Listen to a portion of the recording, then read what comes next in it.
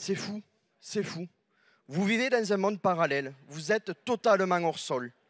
Plutôt que de faire rentrer des recettes supplémentaires dans les caisses de retraite en faisant payer un peu ceux qui ont le plus, vous préférez faire bosser les gens 2 ans de plus. 2 ans de plus à faire le ménage, 2 ans de plus sur un échafaudage, 2 ans de plus à s'user le corps et l'esprit au lieu de profiter de la retraite. Par contre, vous refusez de faire cotiser les super profits.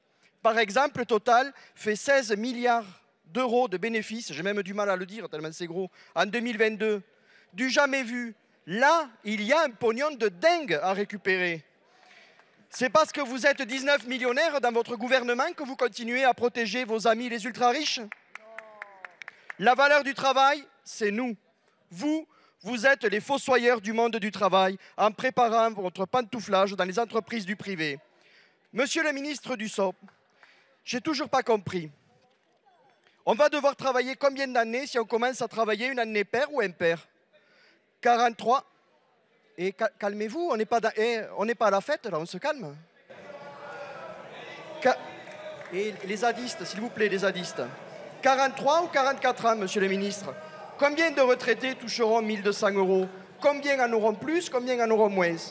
Des gens de ma circonscription me posent la question tous les jours. Il n'est pas normal que vous ne répondiez pas. Vous devez la transparence aux Français. Or, avec vous, il n'y a qu'obstruction, refus d'avancer, refus de débattre. Vous voulez arrêter les débats ce soir, mais en fait, vous n'avez jamais voulu avancer, permettre l'examen des 20 articles de votre loi.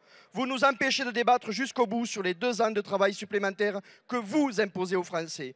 Vous préférez manœuvrer avec l'aide du Rassemblement national qui a voté comme vous contre nos amendements. Respectez les Français, n'arrêtez pas les débats ce soir et prolongeons notre session quelques jours. Nous le devons aux Français qui, eux, seront au travail la semaine prochaine et ne s'accorderont aucune vacance. C'est vous qui serez responsable de la France à l'arrêt le 7 mars.